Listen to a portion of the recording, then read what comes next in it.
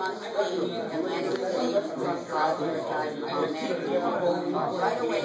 Mike, you want to see about embiggening the image to be able to do anything? I don't know. That's going to be tough at this point. I can help. I can use help. Yeah, I can slide this back a little more. In fact, since the PC is not on this table, I can slide this back a good bit. It's difficult because we got wires and stuff at this point. Slide the camera back. Let me.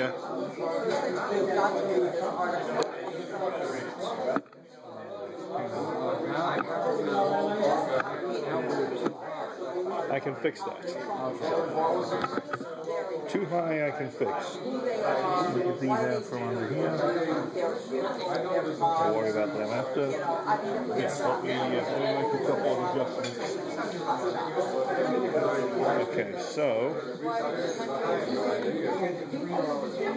we wind those all the way in, and make sure that's wound all the way in. Hang on.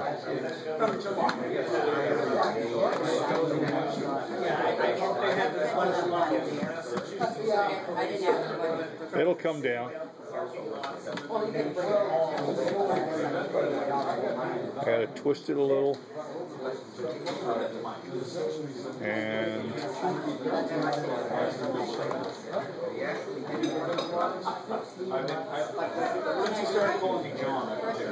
hang on. I ended up twisting it too much, I think. Just a second. That's better. I saw it some one of the TV shows on Fox, but they were this past something about Trump. Oops. I hope his children are going to I hope he gets it back 10 times.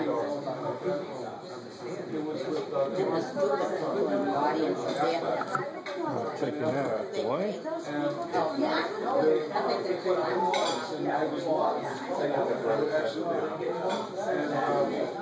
You're still talking. Hillary is good on this, so I will watch it that night. Even though I can't stand her. Looks like Is that what, sorry? I'm trying to get the best focus. Trying to get the best focus in the middle there. 1 second. Got a little more to go. We're about to pull your cable, Stacy, so we can't do much more than this. Yeah, hang on. Yeah, that's about it. And that's about as good a focus as it's going to get to. Right, now let me try and get this guy in position. TV shows is to hold your attention for the commercial. If it holds your attention for the commercial, that's what makes you happy.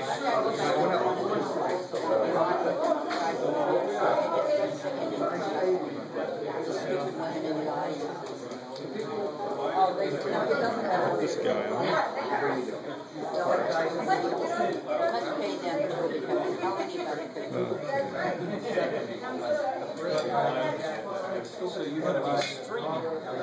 This is streaming. I'm just going to check through it. They're still selected. Is that show done in Los Angeles? No, New York City. They have seatbelt on the sidewalk. I did have it on one day. They do it in New York. Yeah. Oh, they all live in their penthouse. And the other women are all on their houses. They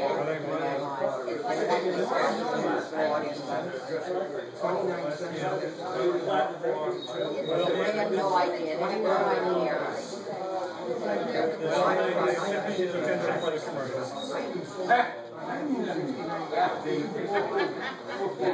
Alright, are we getting on the way pretty soon now? I bet I get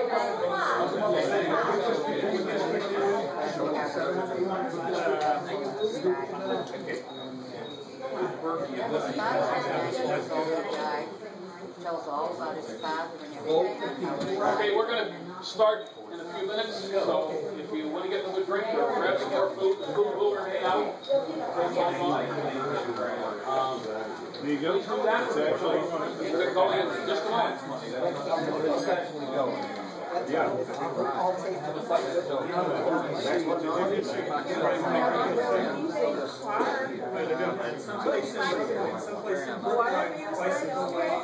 You're in the dark a little bit. We need the maximum light on you. Anything unusual? Yeah, the contrast from the window is pretty severe. Stacy. Get ready to start the other camera. As soon as you're ready to be able to see here, you ready to start them up?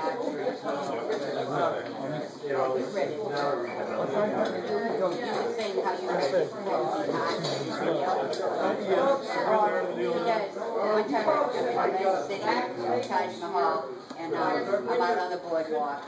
And bring yourselves a little closer to the front because I'm going to have some images up on the screen.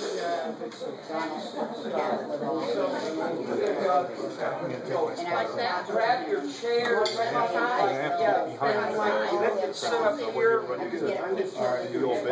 Make it a little easier for you to follow along.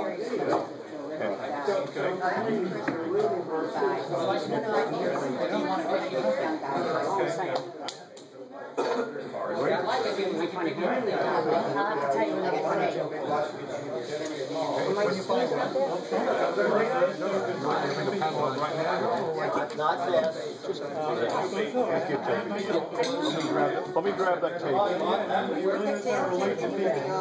Check 1, 2. Check 1, 2. Hello. Can you hear me? Good evening, America. All right, we'd like to get started. First of all, I'd like to thank everyone for coming.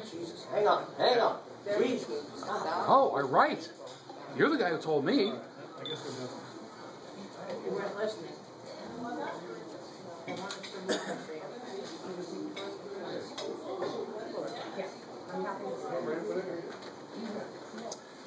I'd like to thank everybody for coming and welcome everybody to this event. We also would like to thank the volunteers who helped out from the Worcester Tea Party, Boston Tea Party, and Pete's family.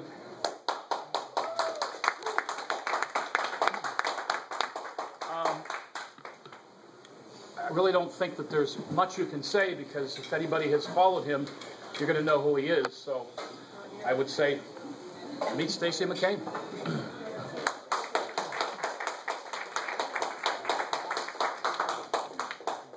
All right. Thank you, and thanks to the Worcester Tea Party, the guys from Granite Grot, and my good friend Pete, the tech guy in the back with the fedora. My book is Sex Trouble, Radical Feminism and the War Against Human Nature. And I'm going to talk about that a little bit, but today, just the news has come from Paris that the famous feminist Kate Millett is dead. So she is now a good feminist, and that's terrible. Anyways, I make these bad jokes. But the question before us, ladies and gentlemen, I'm going to get my glasses here as I become elderly. What is feminism? What does this word mean? Okay, hang on a second. Okay. Hang on just a second. Aha. What do feminists believe? These are important questions Americans need to ask in an age defined by identity politics. Hillary Clinton's 2016 presidential campaign made feminism a central issue and inspired her followers to believe that she could be elected as our first female president. Alas, it was not to be. The election of Donald Trump inspired tears among Hillary's feminist supporters, but that soon turned to rage. And we saw angry feminists take to the streets to protest the inauguration of Donald Trump. It's easy to laugh at these women, but 66 million people voted for Hillary Clinton. We have to take feminism seriously. We have to ask, what is feminism? And I can answer this in one sentence. Feminism is a totalitarian movement to destroy civilization as we know it. That may sound crazy, but I can prove it. For more than 3 years, I've been researching radical feminism. This photo shows just one shelf from my home library, which includes more than 100 feminist titles, ranging from the obscure to the famous, including popular recent titles, women's studies textbooks, and rare treatises dating back to the very beginning of the modern feminist movement. All of this can be summarized by what I call McCain's law of feminism. There are 3 kinds of feminism. Feminism that is wrong, feminism that is crazy, and feminism that is both wrong and crazy. All joking aside, however, if we want to understand feminism, it's important to study the movement's history. The modern feminist movement can be traced back to the 1960s. What is now called second wave feminism originated with a fairly small group of women associated with the radical New Left, particularly the Students for a Democratic Society, also known as SDS. Now, you may know that the SDS later turned into the Weather Underground. One of the key founders of the women's liberation movement was Shulamith Firestone, who in 1968 used a mailing list of SDS women to organize the first radical feminist groups in New York and Washington. The very first public protest staged by the women's liberation movement in September 1968 was against the Miss America pageant. Notice the use of extreme rhetoric, the claim that women are forced to play certain roles, forced to compete for male approval.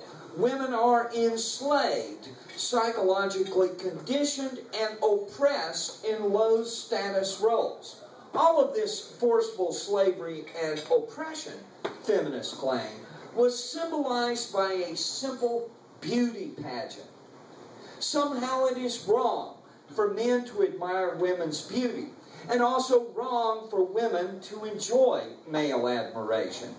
This shows how radical ideology turns entirely normal human behavior into evidence of oppression. Shulamith Firestone and several other radical women involved in the protest against Miss America formed a feminist collective known as Red Stockings. Their 1968 manifesto is considered a founding document of the modern feminist movement and is required reading in many women's studies programs. Notice the insistence that all women are victims of total oppression and that all men have oppressed women. Firestone's 1970 book, The Dialectic of Sex, reflected the Marxist influence on feminist ideology. She condemned the biological family as a source of tyranny and advocated the elimination of all of the sex distinction itself, end quote. Whatever happened to Shulamith Firestone?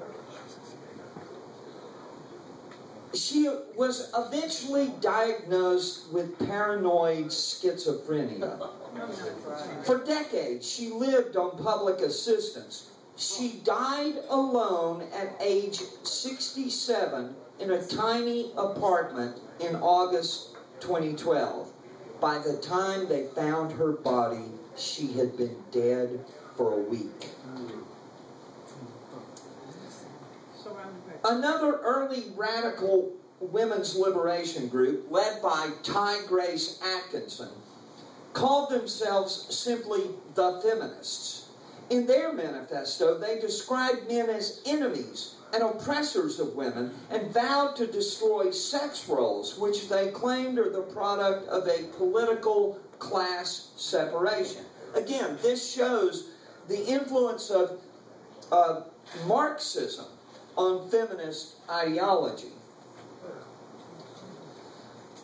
It was in a 1968 interview with Life magazine that Ty Grace Atkinson declared, "Marriage means rape and lifelong slavery," end quote. One of her comrades, Sheila Cronin, elaborated on this claim by saying that the cruelty of marriage is demonstrated by, quote, "the fact that it appears to exist with the consent of the enslaved group," end quote. Now, we see how feminist ideology is based in claims of oppression. Men are the enemy, marriage is slavery, and the family is tyranny. Where does this rhetoric logically lead?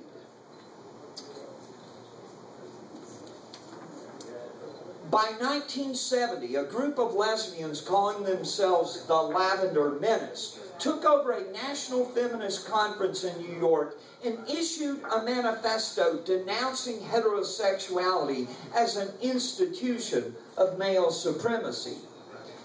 Inspired by this feminist manifesto, a left-wing activist named Charlotte Bunch divorced her husband and started a lesbian collective in Washington, D.C. that became known as the Furies. She issued her own manifesto entitled Lesbians in Revolt, condemning heterosexuality as inherently degrading to women, a humiliating submission to personal oppression. One of the co-founders of Charlotte Bunch's Furies collectives was Jenny Burson. Despite attending prestigious Mount Holyoke College, Jenny Burson saw herself as an oppressed victim of male supremacy. Burson subsequently became a powerful executive in the field of public radio broadcasting. Another associate of the Furies collective was Margaret Small, who helped create one of the first college women's studies courses in the country. After reading her 1975 declaration that heterosexuality is the ideology of male supremacy, end quote, I got wondering, whatever happened to Margaret Small? And I was startled to discover that she was working as a math teacher for a North Carolina public school system. Shortly after I reported that startling fact, Margaret Small announced her retirement. Probably just a coincidence. But whatever happened to Charlotte Bunch, you may ask? She is now Professor Charlotte Bunch, a distinguished faculty member at Rutgers University. How distinguished is she? Let's watch a little video tribute from one of Professor Bunch's influential friends.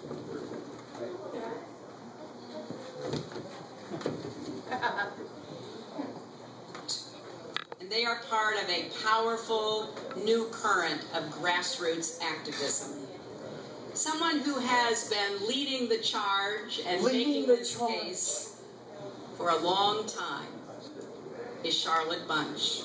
She has always been on the front line of this struggle. On the front line of this struggle. As an activist and an organizer, a writer and a teacher, a champion for our common humanity. For the children. I got to know her in the run-up to the Fourth World Conference on Women in Beijing back in 1995.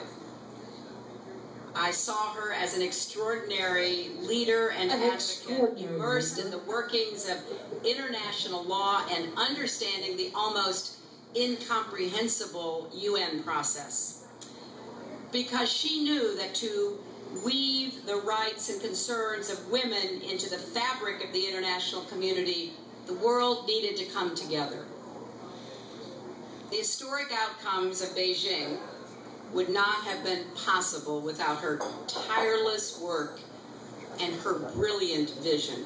Her brilliant vision. She didn't stop there, though.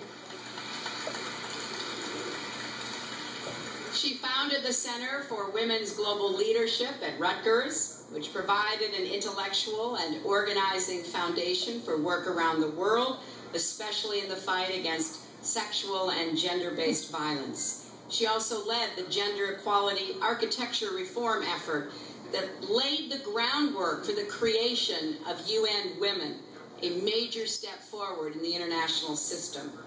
She has been a tireless advocate for the UN Convention on the Elimination of All Discrimination Against Women, and let me say again, it is way past time for the United States to demonstrate our global leadership by finally ratifying the convention.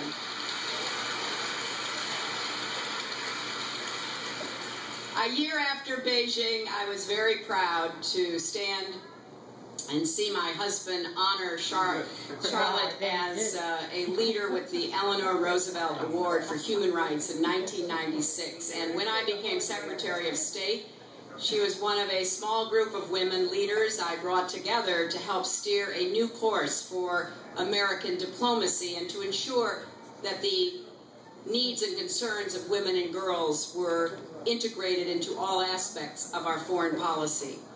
So I am grateful for Charlotte's leadership. For leadership. I'm really impressed by all of her contributions, and I'm also challenged by her absolute demand that we keep doing more and more, that no matter what we've done, we can't be satisfied. We can't be satisfied. So I think we should all work to be worthy of Charlotte's example, to keep fighting for rights and opportunities, to keep pushing for participation, to keep telling the world that human rights are women's rights and women's rights are human rights once and for all. Now join me in learning more about Charlotte Bunch and her extraordinary work. Her extraordinary work. Yes, so you have just seen a 2013 gala in New York that was reported by all the media who somehow didn't report who Charlotte Bunch actually is. You see that Charlotte Bunch became an important figure in the feminist movement, an author and editor of such works as Building Feminist Theory, which included her argument that destroying male supremacy, patriarchy, and capitalism required feminists to attack heterosexuality as the cornerstone of male supremacy. Hillary Clinton praised Charlotte Bunch as an extraordinary leader. Hillary chose Professor Bunch to be part of a small group of women to direct the State Department's feminist agenda. Have I got your attention now? Feminism is an official government ideology taught to university students at taxpayer expense. What I call the feminist industrial complex of women's and gender studies programs employ thousands of professors teaching tens of thousands of students every year. And what is feminism? Folks, you're not paying attention. Feminism is a totalitarian movement to destroy civilization as we know it, and I've got the quotes to prove it. Andrea Dworkin declared that heterosexual behavior is a betrayal of our common humanity. Therefore, feminists must destroy role definitions of male and female. Feminists must destroy the family. Feminists must destroy the structure of culture as we know it. Sound familiar? Michigan State University professor Marilyn Frye made this statement in a 1980 speech to the National Women's Studies Association. I think that widespread heterosexuality among women is a highly artificial product of the patriarchy. I think that most women have to be coerced into heterosexuality. Professor Frye has retired, but her claim that heterosexuality is artificial, socially constructed by patriarchy, is now a basic premise of feminist gender theory as taught on college and university campuses everywhere. University of Colorado professor Allison Jagger was highly influential in the field of women's studies. A self-described socialist feminist, Professor Jagger was co-editor of a women's studies textbook, Feminist Frameworks, which went through 3 editions between 1978 and 1993. The first condition for escaping from forced motherhood and sexual slavery is escape from the patriarchal institution of marriage. And tenured professorship probably helps too. Professor Catherine McKinnon is arguably one of the most important feminist intellectuals of all time. She wrote a pioneering book about sexual harassment, and her 1989 book, Toward a Feminist Theory of the State, is a must-read for anyone who wants to understand the feminist worldview. Professor McKinnon openly acknowledges... That's just a ding on my computer. Hang on a second. Thank you, computer, for alerting me that I had a Facebook message. Technology is wonderful, isn't it? I haven't kicked you off. Her book is a must-read for anyone who wants to understand the feminist worldview. Professor McKinnon openly acknowledges how feminism is really just a variation on Marxism. Her description of heterosexuality as a structure for the organized expropriation of women's sexuality is simply a way for Professor McKinnon to say that heterosexuality is intrinsically wrong. Cheshire Calhoun is a professor at Arizona State University. She is editor of the Oxford University Press series, Studies in Feminist Philosophy. This is quoted from an article that was included in a women's anthology study called Feminist Theory Reader, an assigned textbook in many university courses where students are taught that heterosexuality is a system of male ownership of women. Notice how University of Cincinnati professor D. Graham put quote marks around the word normal here. Intercourse is an act of male sexual violence, according to Professor Graham. Heterosexuality is all about male power and dominance, which are essential to patriarchy. Notice that, by the way, notice I keep saying professor, professor, professor. These aren't just random cranks, putting out mimeographs somewhere. These are leading academics. Professor Diane Richardson of England's Newcastle University assures us that it is widely accepted within feminism that heterosexuality is a key site of male power. This isn't about your individual preferences, but is a socially constructed institution which maintains male dominance. Notice also how, by the 21st century, Professor Richardson could just take it for granted that her feminist readers reject marriage and motherhood as institutions of slavery and oppression. Well, what do students learn from their women's studies professor? This quote about heterosexuality as the structure of sexist oppression is from a student at Portland State University. The student posted this online as part of her coursework for an introductory feminist theory class in 2007 called Gender and Critical Inquiry.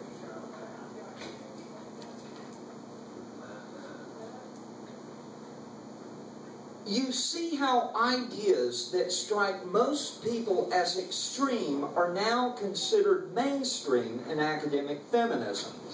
Professor Shaw and Professor Lee, both of whom teach at Oregon State, are in their textbook, Women's Voices, Feminist Visions, is widely assigned in introductory women's studies classes. Every college student is now expected to think of heterosexuality in terms of male power and women's subservience. So here's a bonus question for your final exam. What is feminism? Feminism is a totalitarian movement to destroy civilization as we know it. Pay attention, kids. It's going to be on the test. Once young women are trained in this ideology, they leave college as activists and spread feminism everywhere. Rachel Ivey is a member of the radical environmental group Deep Green Resistance. And this is a quote from her 2013 presentation, The End of Gender, which has gotten more than 60,000 views on YouTube. Her claim that gender is about the subordination of females through force amounts to an assertion that there are no natural differences between men and women, except, of course, that men are oppressors who get the blame for this hierarchical system of power. Here is a 2015 book entitled The Crisis of Campus Sexual Violence, which suggests that this crisis can only be solved by eliminating both heterosexuality and masculinity. And this, I would argue, is exactly the goal of campus feminism. Here is a Harvard University student, Nyan Hu. Her name is Nyan Hu. She's a Harvard University student and a columnist for the Harvard Crimson. Last spring, denouncing male allies of the feminist movement, telling them that their support is not welcome. They will always be oppressors. Feminism does not need men. Smash patriarchy. Is this just a slogan? Feminists declare war against a system, but what about actual human beings? Isn't it likely that real people will suffer real harm from all this smashing? But feminism is now mainstream. We have seen celebrities like Beyonce Knowles endorse feminism. This was at the 2014 Video Music Awards. We saw Madonna speak at the Women's March on Washington. And yet, feminism continues destroying lives. On university campuses, women claim that they are living in a rape culture, and the Obama administration imposed policies that deprive students of due process rights. More than 100 lawsuits have been filed by students who say they were wrongly accused of sexual assault. Radical gender theory is being imposed on children. We see this celebrated in the media and even in elementary schools.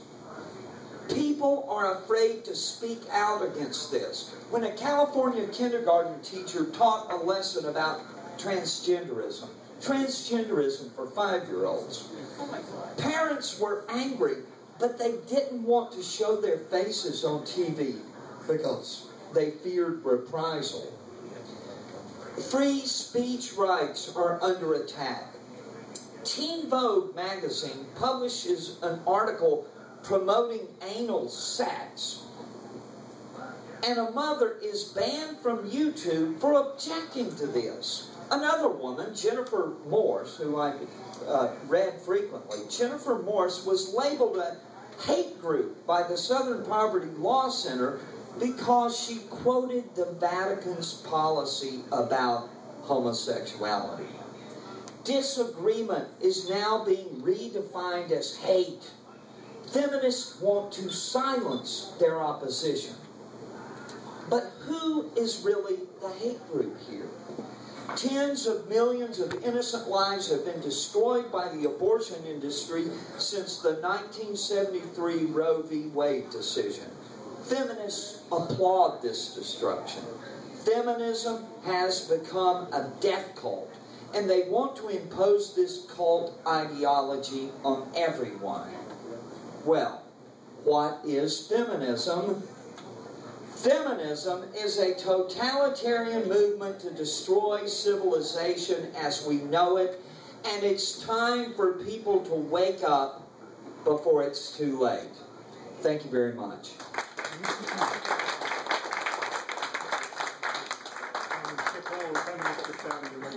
What? Can we ship all the feminists to Saudi Arabia?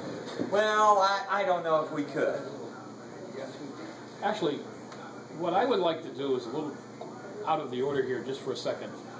Diana, would you go up front for just a moment? To go to the head of the class? Will you go to the head of the class? Okay. This is Diana Claus, for those who don't know who she is. And oh, by the way, before we go much further, Mike here from Granite Rock is streaming this live, and later on you're going to be able to tell us, I would think, about... It'll be reposted. It'll be reposted, so you can watch this and bask in all this enlightenment another time. The reason I brought Diana up is I've known Diana for a while. We've been on the radio together a few times, and I admire her for her stance. So I'm very curious. What is my stance today that you called me up here thinking my stance would be? Yes, well, what I would like you to do is comment on some of the things that Stacy brought up, and maybe the two of you talk about that a little bit. Okay, can you give me my notes? Because I took some notes. Have a seat. But the first thing I want to say is when I get home, I'm putting that as my Facebook profile picture. I am. So I took some notes. No, I'm glad. And so the first thing I want to say is I am not a feminist. Just want to say that first. And then you said something a couple slides back about, basically I think feminism is man-hate. I do. I was on a Chronicle, which is, I think it's a local TV show in Massachusetts. Channel 5. Channel 5, and they did an episode, on feminism. Trump feminism. As a Trump supporter, they wanted to know my view because it was a show on feminism, and I said, I don't know. I said I don't know that I can be on the show because I'm not a feminist.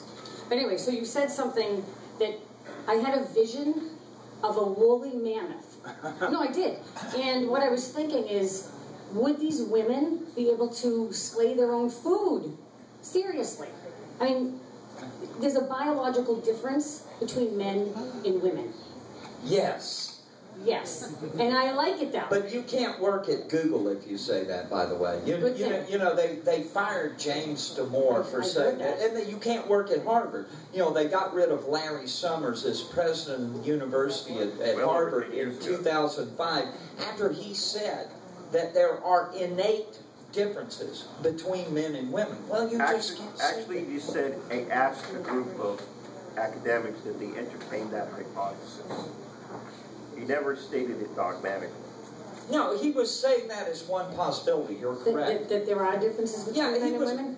Yes, it's crazy. And this is one of the things, and, a lot of my interest in this, I mean, I've written about feminism for years, but in 2010, a lot of us Tea Party people were supporting Sarah Palin, hoping she would run for president. And, thank you. And someone said, well, because she was being criticized, and they were trying to defend her, saying, Sarah Palin is a feminist. I said, no, she's not. The most powerful woman in world history was Margaret Thatcher, the Prime Minister of England, of course. And what Margaret Thatcher said was, the feminists hate me, don't they? And that's good, because I hate feminism. Feminism is poison. And so this idea that feminism is a word for women's success, or that anyone who criticizes feminism is against women's success, this is part of the ideology. It's a Kafka trap. If you disagree with feminists, you hate women. And I'm like, I don't hate women. My daughter graduated summa cum laude. What do you want me to do? So I do want to say that this was fantastic. Like beyond what I didn't know of you. I'm sorry to say that before I came in, but this was fantastic. So I'm hoping in the future you can come back at some point and we can get a lot more people to come, because there are so many similarities between what you put down there and what's happening today. I mean, did everybody see that? I mean, I couldn't help it. First now it's hating all men, right? But now it's white men, right? It's white heterosexual men. Right. It's white, and then transgenderism. But I have a couple things I wrote down. These women support Islam? No. No, they do. Feminists support Islam. Well, you can. Yeah, they're part of intersectionality, as they call it. I heard that word a couple weeks ago. Intersectionality means that all of these oppressions you see are intersecting in different ways. Privilege, they talk about white privilege, male privilege, whatever, and oppression. It's the Venn diagram. Yes, it's a diagram. And so they set this up, and because of Islamophobia, then Muslims are a victim group. And so therefore feminism is not critical of Islam. Well, they're all rooted in three phases here. The destruction of the traditional family, the destruction of the traditional American values, and the destruction of America itself. That's correct. So that leads to a question that I wrote down. Do you think this was planned, right? Because right now we're looking back, right? So now we can look back and see what's happened since that. So do you think this was planned, like by some group, I don't know, or is it just something that took on a life of its own? I had a friend who was an older friend who was very familiar with the John Birch Society. And off the record, he told me, it's not a conspiracy, it's a consensus. You see that there is this little bubble within which all these ideas occur. Now, I began by saying that the second wave feminist movement came out of the far left. It came out of SDS, the Students for a Democratic Society, which also spawned, as we know, the Weather Underground, Bill Ayers. And so, a lot of people, I can see, you remember how Glenn Beck would sit up there connecting all these dots on the chalkboard and everything like that. Well, I don't, it's not a conspiracy, it's a consensus. There was this anti-American consensus on the left in the 1960s that the Vietnam War was imperialism, and that, racism, sexism, and it all kind of goes together. And once you get over into that bubble, you might call it, then, we're going to support Black Lives Matter, and we're going to support this movement. And all of these movements support each other. I was telling my someone here earlier, is that the gay rights movement is the women's movement, is Black Lives Matter. It's all part of one thing. And there are email lists, and we know this, where journalists, are looped in on these email loops with all these activists. And so sometimes you will see in the media, it's like they all seize on a certain phrase or a few little words, and this starts showing up in headlines. And it's not a conspiracy, it's a consensus. So can I disagree a little bit? Okay, go ahead. Because I like to put things together, okay. Make connections. The Muslim Brotherhood has been in America since the 50s, and they do have a plan for America. That's not a conspiracy, right? And there are a lot of similarities, and so as you were speaking, I'm thinking, right? The 1950s, then this started taking off.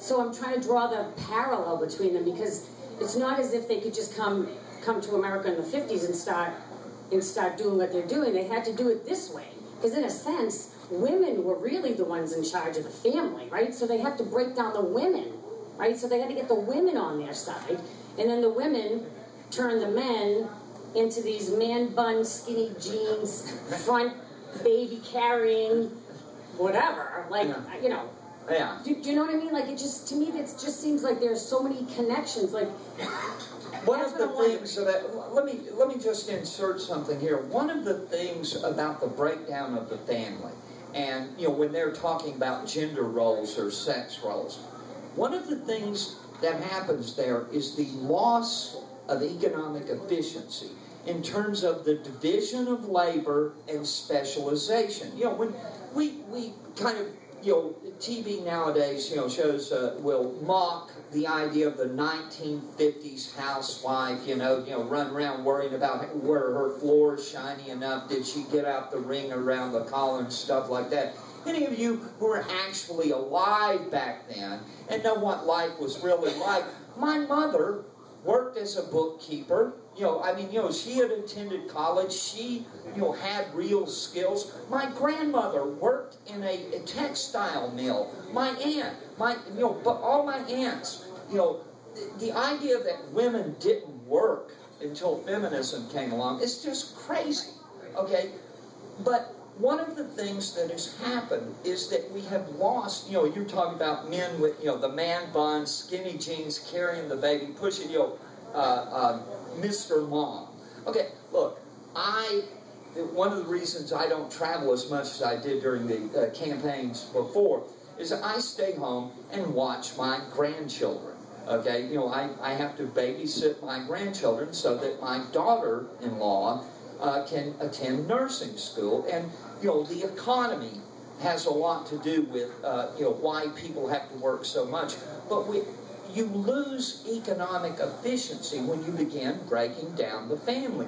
And as you break down the family, it cascades into succeeding generations. This generation, oops, we just lost the video signal, but that's okay. Anyways, but the... Something went to sleep. I think your PC went to sleep. Anyways, my PC went out. Oh, thank you. Oh, okay, I know how to push buttons. Oh, yeah, she's a tech genius. But it's like, let me give you an example. This women in STEM thing. This was what got James Damore fired for that Google memo. Is that he's talking about they're trying to impose some kind of quota here, and it's not working. Okay, it's never going to work. There has never been any such thing in history as equality, and there's never going to be. It won't work. As feminism becomes more influential, society breaks down more and more and more. And the children who are not given the proper parental attention, they begin failing and failing and failing. And you, over the course of generations, you go from people who are completely self-sufficient to people who are completely dependent. They're, I've got anxiety and depression. Give me some Xanax. I'm having, I'm triggered by your microaggressions. I need disability. You know, you get these people who are so weak. Well, I mean, but there's a reason for that, right? Not just because of the societal things, but because of the breakdown of the family. Children don't attach. Right. So a lot of these, I have a background in psychiatry. So a lot of these kids. So you know all these crazy people. Yeah. Well, no. That's why I'm not practicing anymore. But all of these children, right? Because they're left alone, right? Because they're not. The feminists aren't focusing on the kids, right? They're not focusing on the children. And as children, you go through the stages where it's all mommy, right? And then you go out, you come back, you test the waters. You can't do that anymore. So these kids have lived a life of anxiety. Right. They have lived a life of anxiety that they have to quell. And the way they quell it is with technology, with social media. Quick. And then with that, we spend so much money on cable, on phones, that you need a second job. So you can't have an intact family. Right. So they're going against biology. This is against biology, and the detriment is that it ruins society for everybody. I just wanted to throw in two comments here. And You're killing me. This one. I have a neighbor who has a daughter who I'm going to say is about 50. She has 2 doctorates, one in medicine, and I believe the other is in law. Brilliant person, absolutely brilliant. And she's very high up in some medical firm, and she gets hired to travel all over the world to consult to hospitals and for various things. Well, she's on a 2-year deal in Saudi Arabia. And I went to the send-off party that she was at, and her mother jokingly said, does anybody want to start some kind of a lottery about how long it will take her to get arrested in Saudi Arabia? Well, it was only a month. She went into a extremely high-end clothing store that sells clothing to all genders and ages. But there was a big problem. She walked into man's door, which was the front door. Women have to enter in the alley of this store on the side. The management of that store called the police, had her arrested. They did let her go, by the way, because when they found out she was there on... After they put her in a burqa? And she is banned from going back to that store because she insulted the men by coming through their door. Okay? So the first thing she says was, since you can't get a drink in this place, I'm going to go get a cup of coffee somewhere. So she goes to a Dunkin' Donuts. Oops. She went in the man's door again into Dunkin' Donuts, and the police got called a second time. Okay. So now let's go to the transgender thing just for a second. I have to share this with you. I had to take a trip in upstate New York about a month ago, and I'm so spoiled by my pickup truck that's got satellite radio because I can listen to what I want to listen to when I want to listen to it. But now I'm listening to AM, and when you're in the middle of upstate New York, about the only thing you can get is AM stations. There is a talk show station that originates out of New York City for transgenders. And it's actually interesting to listen to it, some of the debates that they have. And the weekend that I was traveling was the weekend after Trump said we're not going to pay for transgender operations anymore in the military. We're not going to have transgenders in the military anymore. Of course, the 2 talk show hosts were going on and on and on and on about how bad this was and Trump this and Trump that. Well, they got a caller from Long Island. I happen to know of the person's name. Is a major transgender activist who's been around at least for 25 years, but is not an activist like you think of most of these activists are. She called out these 2 and said, listen, I have lived as a woman and looked like a woman for over 25 years. She said, my name's been changed. Nobody doubts that I'm not a female. I 150% pass. She said, I wanted to become a woman. I'm proud that I did that. I'm sorry. I don't want to go fight the bad guys with my nails and my high heels. So, what are you 2 saying? You want to become something that you're not, and really spend a lot of money and a lot of time to become that, to then want to go act like a man that you already were before you spent all the time and money. And I'm driving down this interstate just laughing so hard I'm crying. And of course the two on the radio were absolutely speechless. They didn't know what to say because what could they say? But anyway, back to your...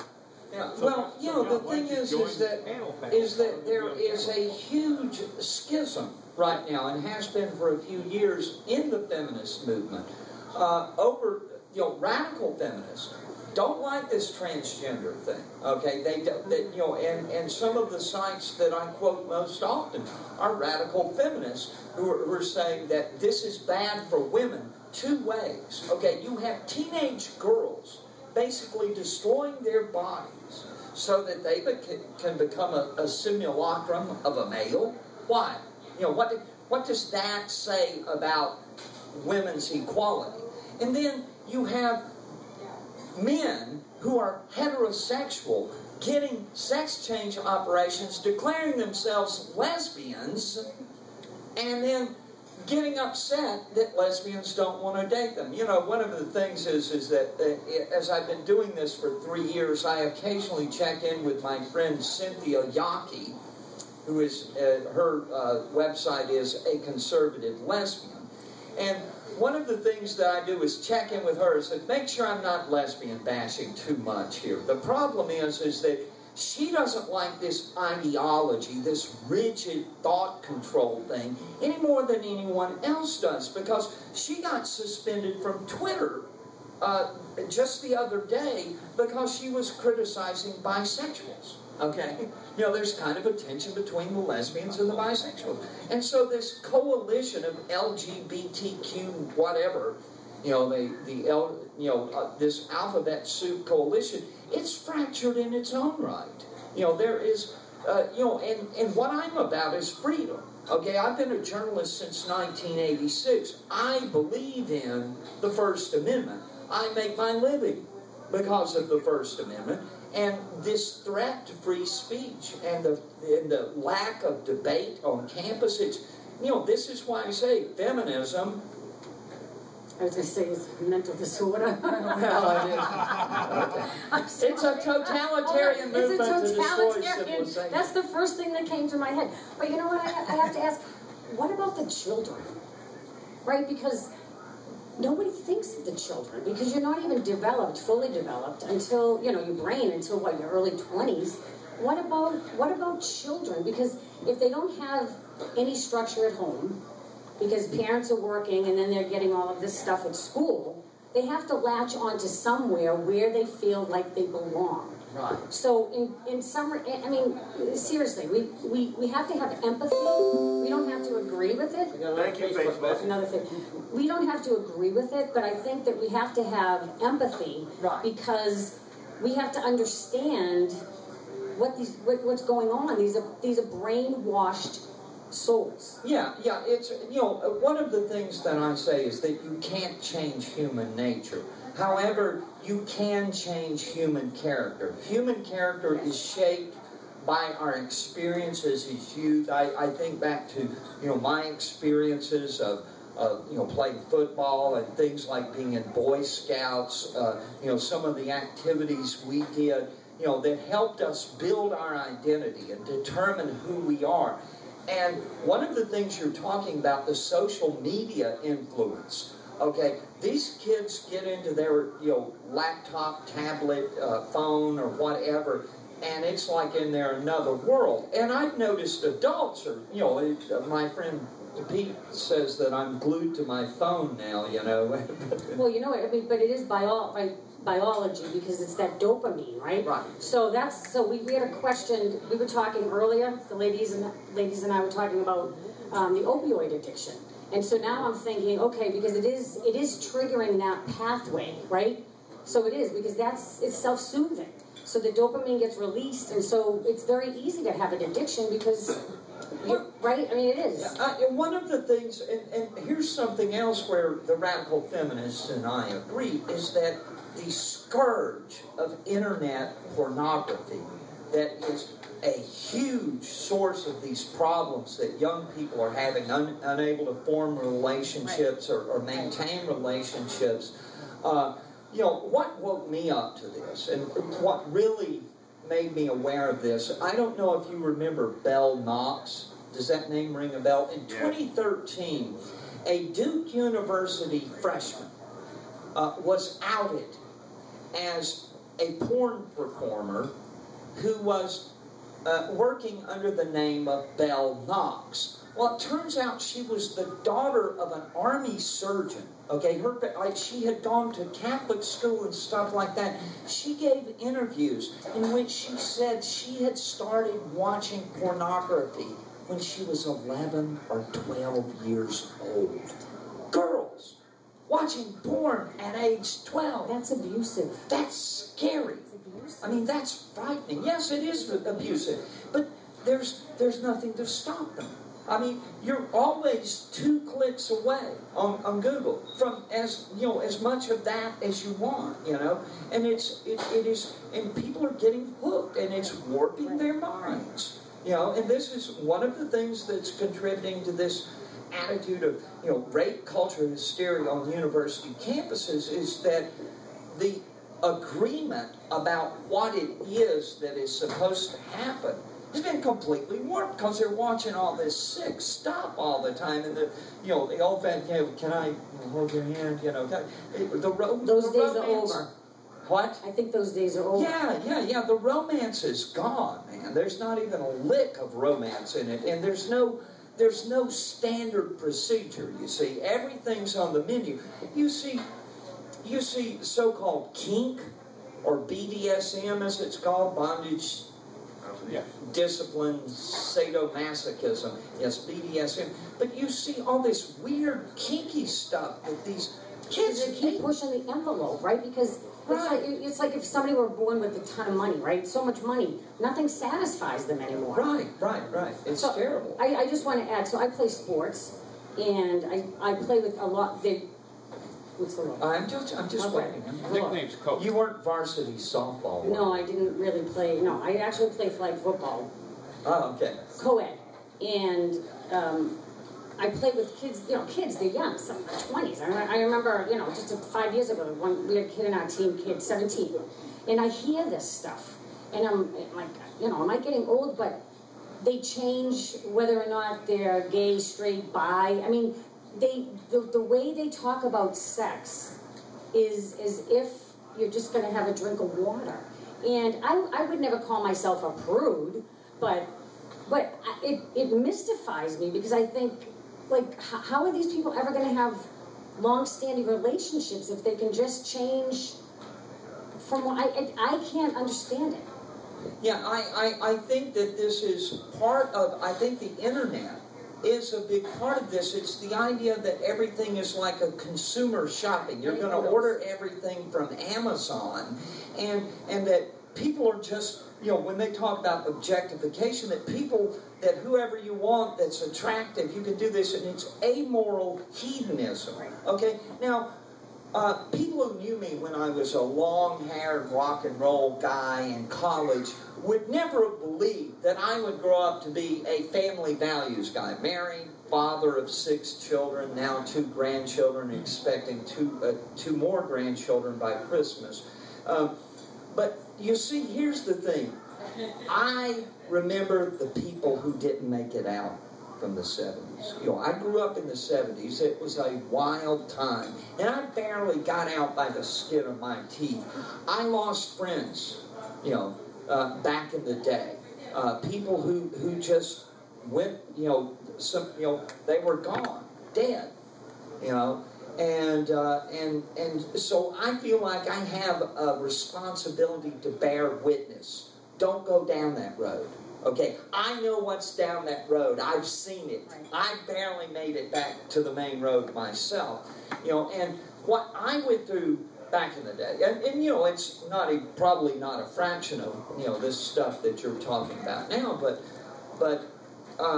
it was like, I would never want my kids to go through that. I think about my daughters. Oh my gosh, it's terrible.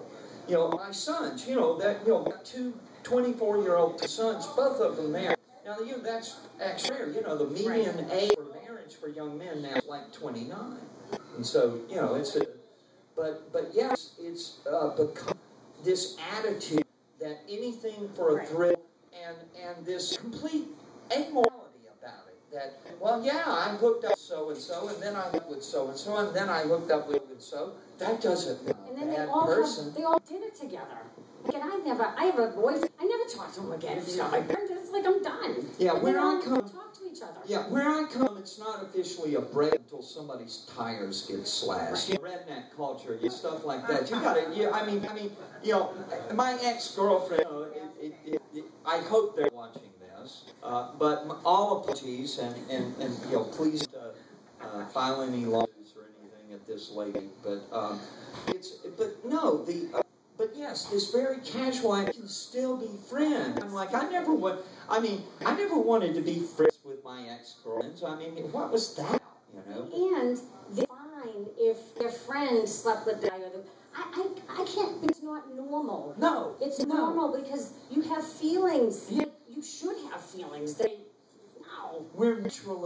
We are naturally sensitive. Part of what has gone is this attack on monogamy.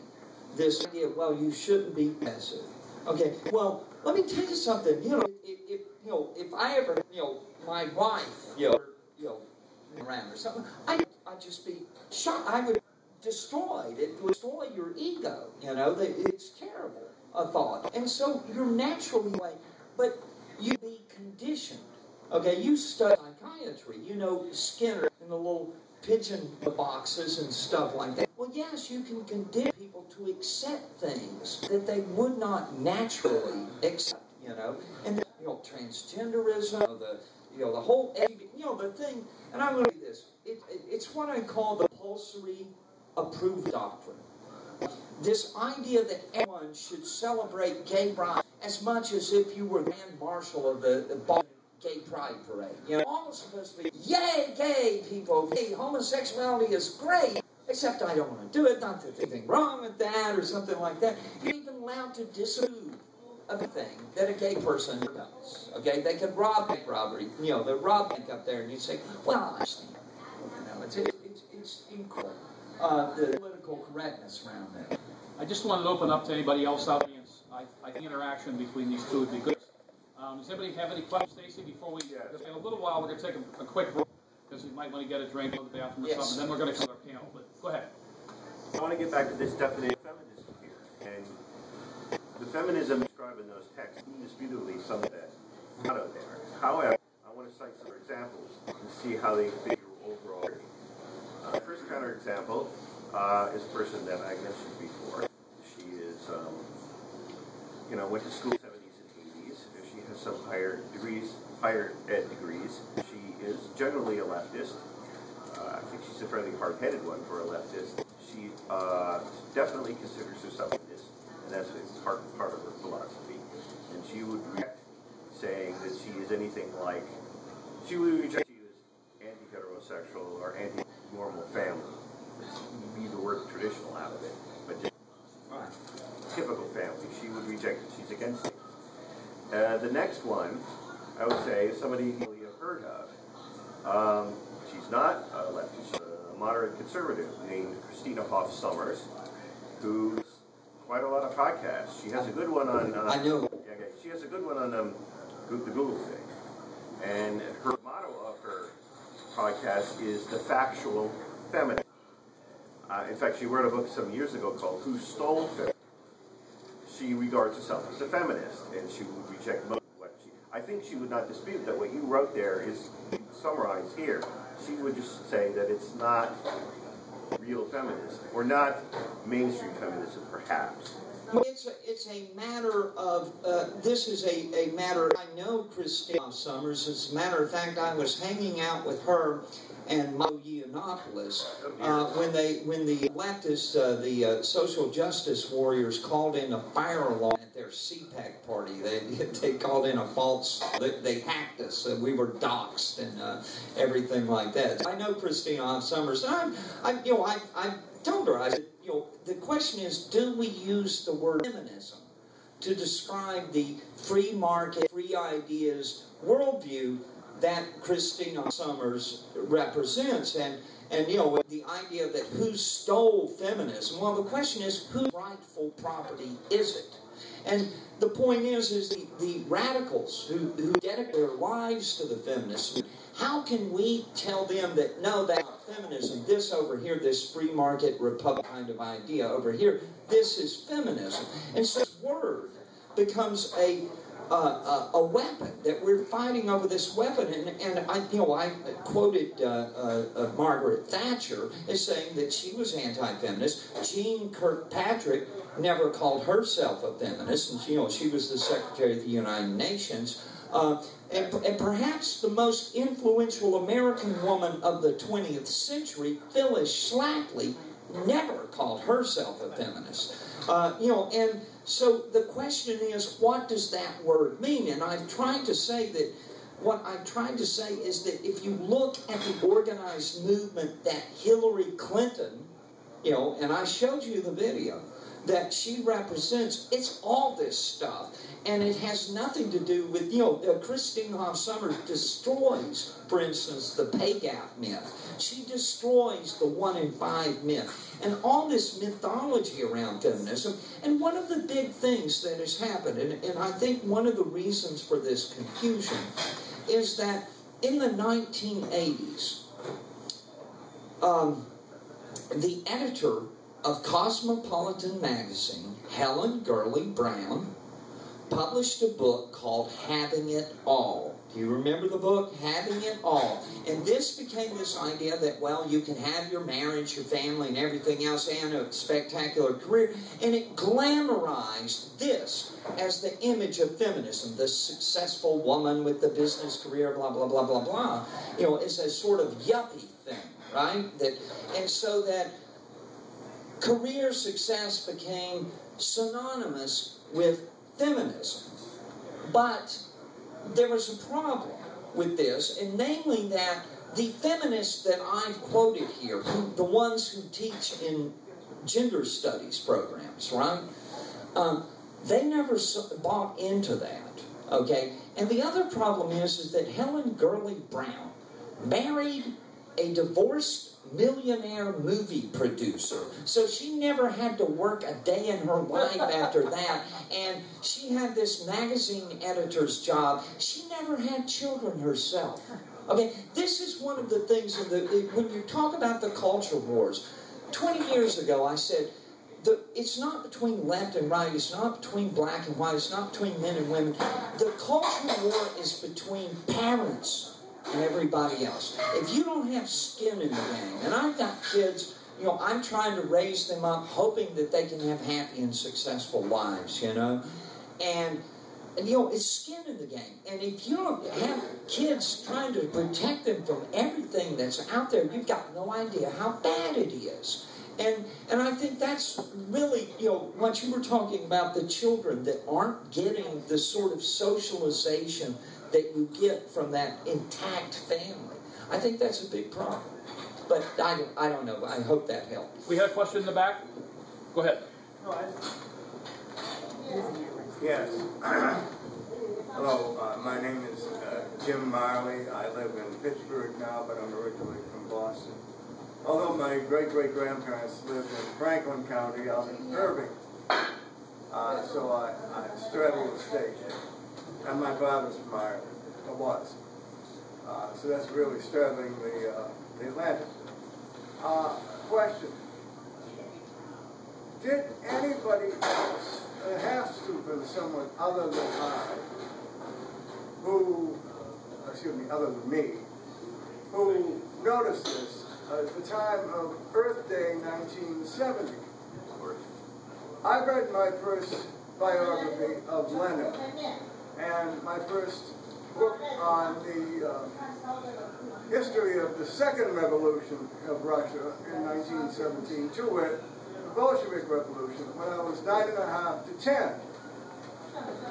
Now, Lenin's birthday, amongst the first two or three things he did, the first thing was to legalize abortion on demand. I think the second thing was to immediately adopt the Gregorian adjustment of the Julian calendar, which in a 400-year period drops 3 leap years. For example, all Catholic countries accepted the idea of dropping 11 days, consistent with the recommendations of mathematicians, many of whom were members of the Society of Jesus, and put into effect at midnight, ending the day, October 4th, 1582. The next day, well, it being a calendar, you advance the day, then you drop 10. So the next day was October 15th. Well, England did not adopt that, and the British Empire, until September of 1752. Eventually, all of the European countries and most countries around the world had adopted it, except for one major country, and that's Russia. So they dropped 13 days, and so their October Revolution is celebrated on November 7th. Okay, I got to interrupt you for 1 second. Do you have a question for Mr. McCain? I do. Okay. Has anybody, I bring up these things as sort of laying the groundwork. Has anyone noticed that when the first Earth Day was proposed, I saw it immediately as an 18-year-old at a university near Boston. The first Earth Day was the centenary, according to the new calendar, of the birth of Vladimir Ilyich Ulyanov, otherwise known as Nikolai Lenin. And I, as an 18-year-old, I thought, oh, they're trying to get us ready so that since it's celebrated already in other communist countries, when they take over here, people will be accustomed to Earth Day, celebrating it the 20th of April. Have you ever heard of anybody else? There must be others. Yeah, Lenin's birthday is also what is celebrated as Earth Day. This is a fact, and it's also true that when they have International Women's Day, it was originally a communist celebration. Okay, this was a communist thing, and I've talked about the clear connections between Marxism and feminism and environmentalism. You saw me quote Rachel Ivey of Deep Green Resistance. And one of the things that you find, and you want to talk about conspiracies, is that the population control movement, okay, is closely aligned with major foundations, Ford, Rockefeller, these giant foundations, and they are also the ones who are funding feminism. Okay, the Ford Foundation, by the way, it's a fact, you can look it up. Robert McNamara, after he left the job as defense minister under LBJ, became president of the Ford Foundation. And he gave out grants to establish the first women's studies programs. And so these major foundations, are a huge force. Pete? Yes, there's one thing that struck me about your presentation, and it reminded me of something that our friend Iowa Hawk once said, that journalism is about covering stories with a pillow until they stop moving. And all of these things you were talking about, these various feminists, all of these books, and all the books that you brought with you, quoting these feminists actually in their own words, for reasons that we cannot explain, paid journalists have not seen fit to report those words. And when you quoted said feminists by those words on Twitter, you found yourself banned and labeled as a hate monger officially by even people like the SPLC. Are you still banned?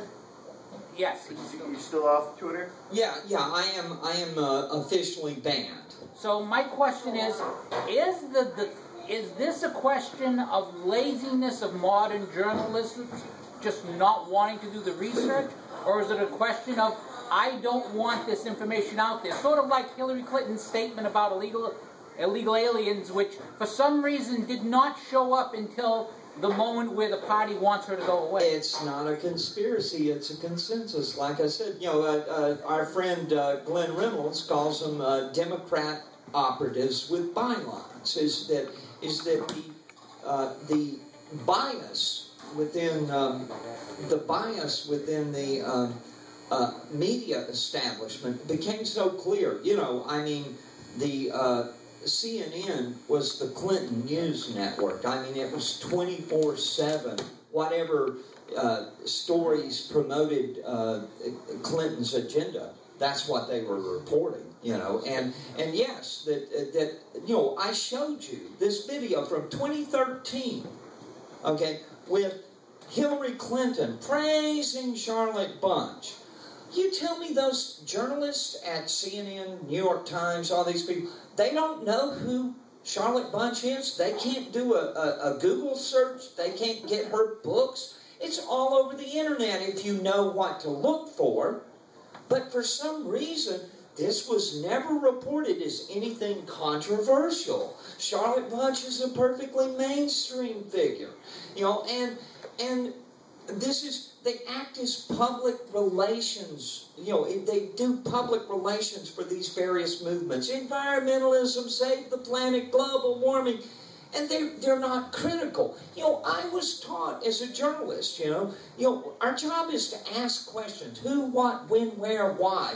You don't just take somebody's word for this stuff. You ask the questions. You ask the questions they don't want you to ask, But there's just a complete lack of objectivity. And I never claimed to be objective about anything. It's like asking me to be objective about the University of Alabama, when they play Auburn. No, Auburn's from hell. All right. Gentleman in the blue shirt, we're going to take that last question, and we'll take a couple-minute break, and then we'll come back to the Get panel. thirsty myself. Yes. Quick question. What do you think of Camille Paglia?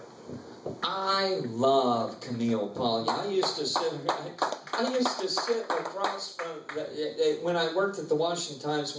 My friend that sat on the other side, Victor Morton, the deputy national editor, is a PhD. He's got a master's degree in philosophy from Notre Dame. And every time she used to have a column at Salon, and her and Ann Coulter, every time they had a column out, we had to stop and read it. It was so good, But Camille Paglia, she's independent. Okay, she's not. It's like Christopher Hitchens. Okay, Christopher Hitchens was a leftist, and Christopher Hitchens was an atheist. But Christopher Hitchens believed in facts. Christopher Hitchens, wasn't going to let someone tell him what to think. And that's what I think annoys us all about the bias in the media, this totalitarian thought police thing. Stop telling me what to think. You give me the facts. I can make up my own mind.